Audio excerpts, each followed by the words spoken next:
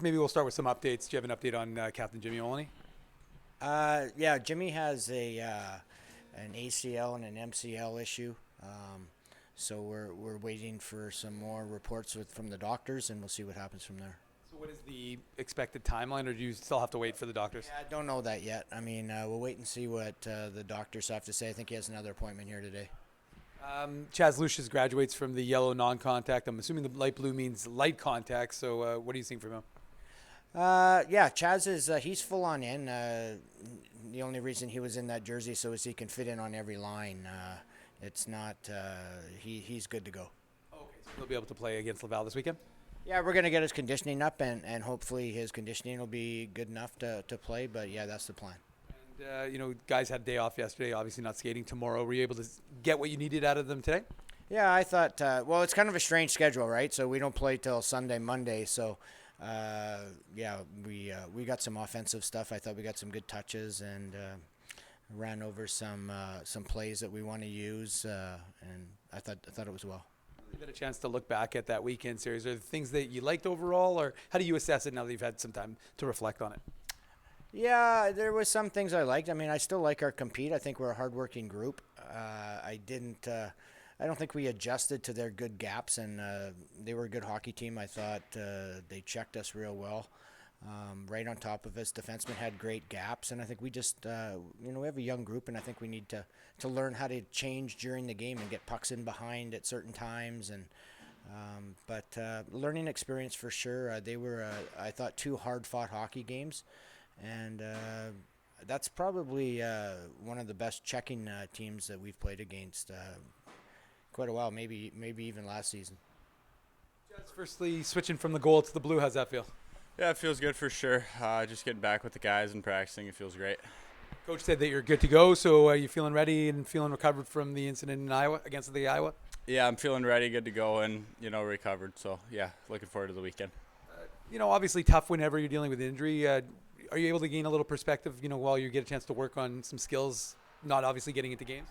Yeah, I think skills for sure, and then just overall conditioning I think is a big thing when you're injured, and I was able to work on that, and I thought I did a really good job with it while I was injured. So is that something that you're working on individually, or is that something you're working on with the conditioning staff here and with the Moose? Conditioning staff too, they've been great, and obviously myself putting in the work with that, but the whole staff here is great. When you're watching games from above, you gain a little bit of a different perspective, not necessarily above in the press box, but you know what I mean? Like when you're not playing them. So what were you able to kind of see in the series against Rockford, maybe while you were watching it from, like I said, not playing in the game?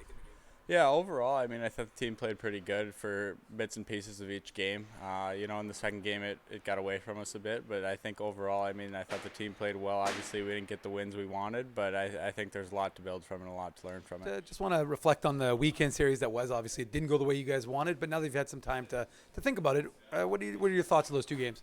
Yeah, I think they were tough, but all in all, I think for our team, we're really good when we get to the net, and we take the goalie's eyes away, and we play fast. We play north. Our transition game's good, and we get the puck in deep and go to work. And I felt like we lacked at times for longer stretches of time, especially in that second game. So getting back to the way we know how to play and the way we played against Texas will help us for this coming week ahead.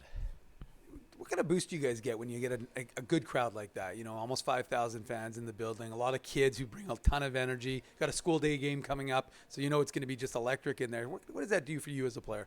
That's awesome. That's one of the perks of being a pro is you get a bigger building, and when people show up, and no matter who it is, it's always fun. So it's a huge energy boost for our team. Unfortunately, we couldn't get the win, but it does make a huge difference for us.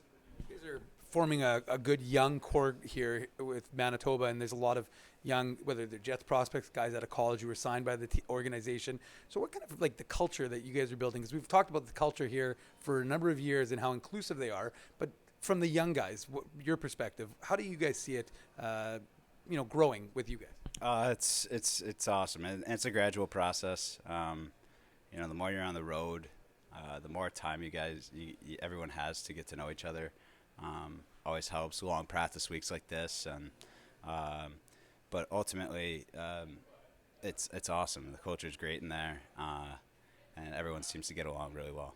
One of the guys who brings a lot to that culture. He's a veteran. He's not a young guy. Is Jimmy Olney. See him going down.